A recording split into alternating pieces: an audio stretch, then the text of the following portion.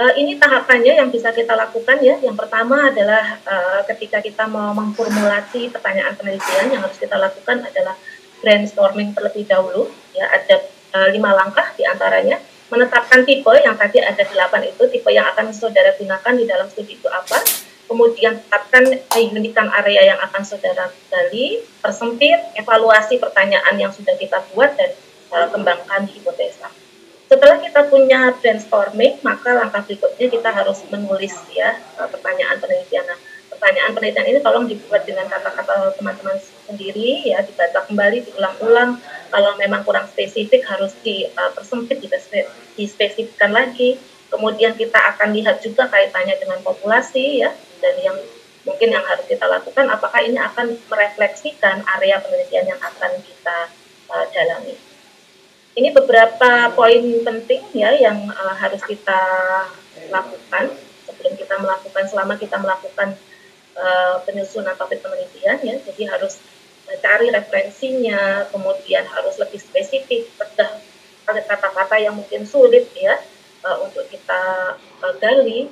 Kemudian yang berikutnya mungkin harus ada spesifik variabelnya. Variabelnya harus spesifik, kalau variabelnya nggak spesifik akan sulit untuk kita. Nah, ini teknik-teknik bagi teman-teman yang masih menjadi pelajar ya. Jadi mungkin nanti perlu ya brainstorming dengan teman-temannya dalam grup gitu ya.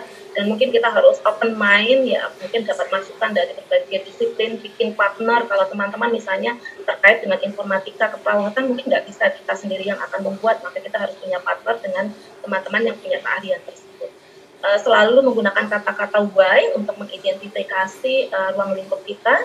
Kemudian yang berikutnya adalah kita harus bicarain tentang apa ya, dan yang terakhir mungkin kita harus nanti spesifik menggambarkan tentang area, sesuatu yang penting di area yang kita dalami. Ini mungkin tahapan-tahapan seleksinya ya. Jadi yang pertama nanti teman-teman sekalian adalah ini yang penting nih, biasanya kita kalau mau penelitian itu agak-agak males gitu ya, maka harus bikin dulu building momentumnya terlebih dahulu ya. Building momentumnya, jadi kita harus bangun, harus ada proses menyukai penelitian. Kemudian lihat kesempatan kita untuk publikasi, aspek-aspek di dalam penelitian harus diperhatikan.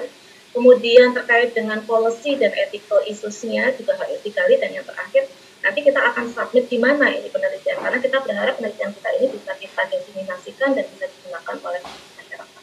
Nah, untuk membangun momentum itu bagaimana teman-teman? Nah, ini ya, jadi harus open mind teman-teman sekalian, mendekati problem, makanya diskusi dengan teman-teman yang ada di pelayanan, kemudian juga banyak membaca tentang teori-teori yang sudah dikembangkan.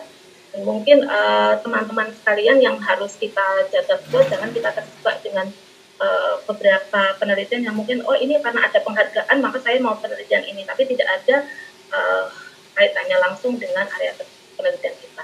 Dan yang terakhir mungkin kita perlu mencari potensi-potensi besar dari penelitian itu apa yang bisa digunakan atau pengembangan di pelayanan keperawatan. Ini hanya beberapa saja teman-teman, kebetulan ada beberapa yang sudah kami lakukan penelitian, dan ini satu contoh ya pertimbangan kalau kita mau tujuannya nanti akan publish di mana sebenarnya. Itu salah satu pertimbangan tadi sudah saya sampaikan. Misalnya ini contoh tipe aja, saya hanya akan melakukan penelitian yang terkait dengan deskriptif, maka ini bisa kita lakukan. Dan di deskriptif kalau kita susun dengan baik pun sebenarnya akan bisa juga nanti publikasinya di beberapa jurnal internasional bereputasi ya. Kalau yang ini kita melihat terkait dengan causality ya, tipenya causality, jadi ada intervensi yang dilakukan ya pada satu kelompok. Ini contoh gambarnya saja. Nah, yang ini adalah komposisi, karena memang di sana penelitian ini ingin melihat tentang tahapan-tahapan dari bagaimana sih pasung itu bisa terjadi.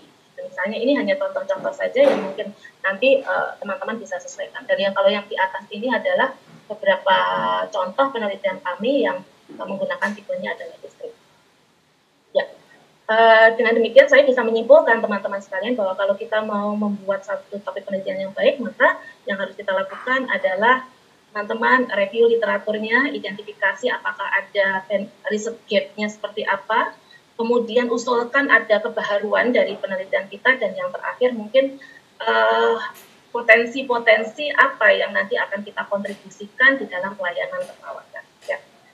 Ini yang terakhir, penelitian yang topik penelitian yang baik itu akan nanti membawa kita ke dalam proses penelitian yang baik, dan apabila proses penelitian ini baik, maka kita berharap menghasilkan satu penelitian yang baik, dan satu penelitian yang baik nanti kita berharap maka akan memudahkan kita untuk melakukan publikasi di jurnal bereputasi.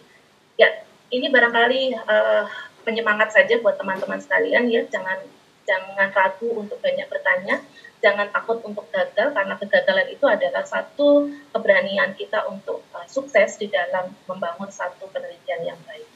Itu saja barangkali yang bisa saya sampaikan. Terima kasih, saya kembalikan kepada moderator.